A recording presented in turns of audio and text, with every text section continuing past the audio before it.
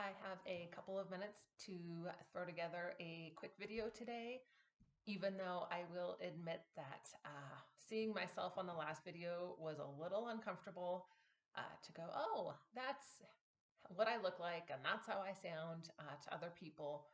Super awkward. Somebody asked me why I didn't do my hair or put on makeup for that video. Um, I guess I didn't realize I looked that bad, but that's how I went out in public. So why wouldn't I do a video that way?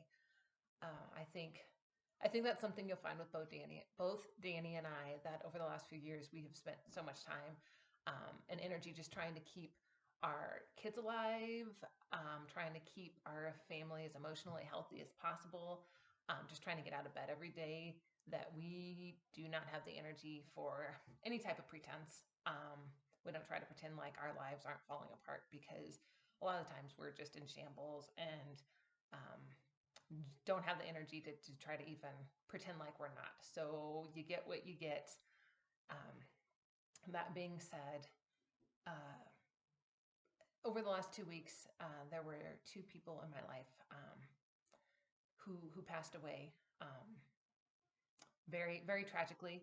In both cases, I feel like those are not my stories to share, but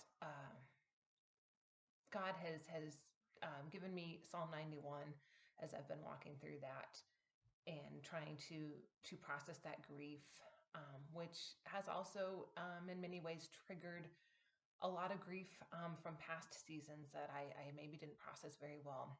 In the last couple of years, Danny and I have both actually lost quite a few people who have been very close to us, and even a number of people who maybe weren't super close to us, but family members and other people in our lives.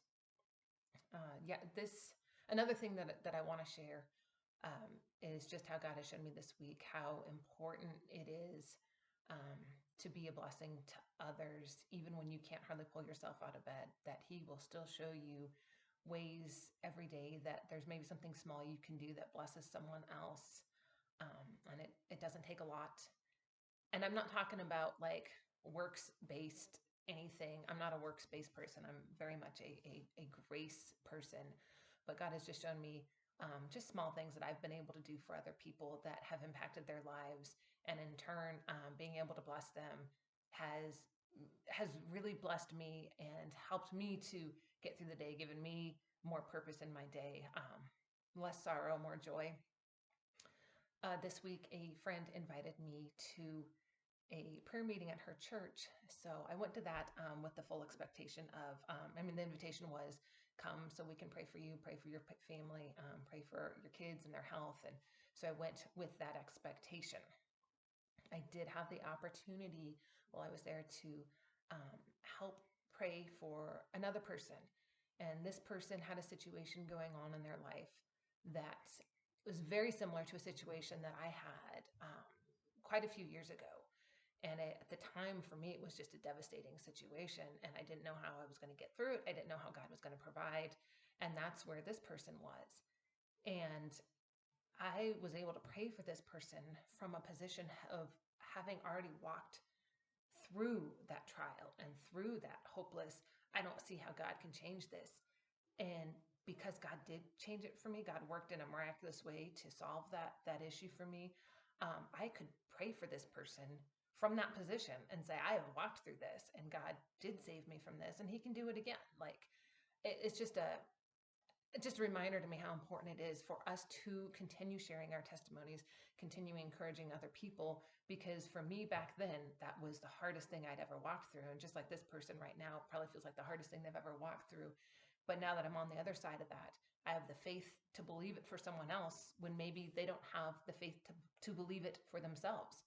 And if I were faced with that same situation again now, 15 years later in my life, um, I don't think it would faze me because I've been through so much more since then. But that doesn't change how devastating it was at the time or how hard it is for this person who's walking through it today. So keep sharing your testimonies, your stories of what God's seen you through and what He's done. And when you need someone to pray for you, like reach out and say it, because you never know who near you has gone through something like that and worse and come out the top. And you need to hear that. You need to be encouraged by those stories. So anyhow, that is what I wanted to share. And I just wanted to read Psalm 91 because this is what God has been encouraging me with these last couple weeks. So I'm going to share it from the Passion Translation. When you sit enthroned under the shadow of Shaddai, you are hidden in the strength of God Most High. He's the hope that holds me, the stronghold to shelter me, the only God for me and my great confidence.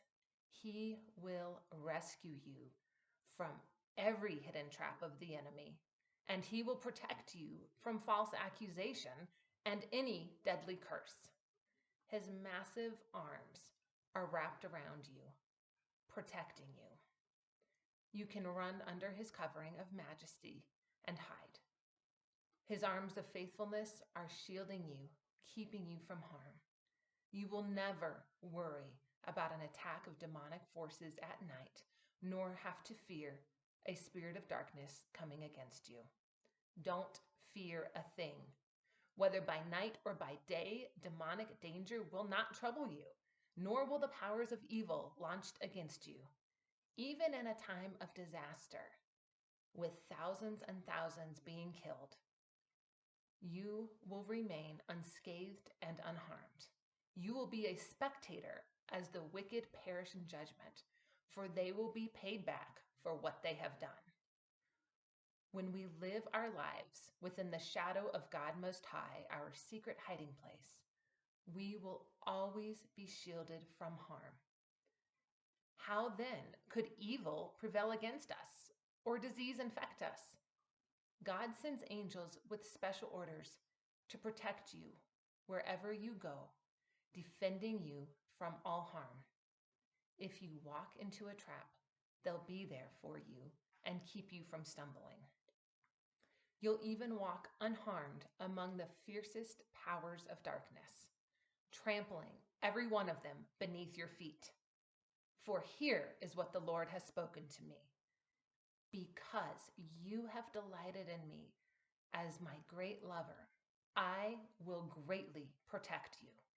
I will set you in a high place, safe and secure before my face. I will answer your cry for help every time you pray, and you will find and feel my presence, even in your time of pressure and trouble.